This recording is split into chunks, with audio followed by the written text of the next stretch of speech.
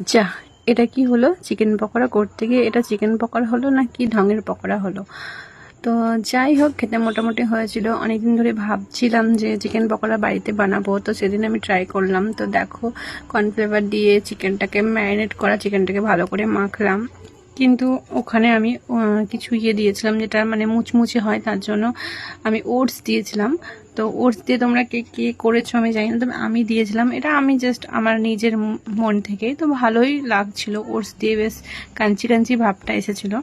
তো সবই ঠিকঠাক ছিল, জানি না কোথায় কি ভুল হলো। পকোড়াটা ভাজতে গিয়ে একদম মানে পকোড়া নাকি ছিল ওটা আমি একদমই জানি না। তো মোটামুটি চিকেন যেহেতু ছিল বলে সবাই খেয়ে নিয়েছি, উদ্ধার হয়ে গেছে।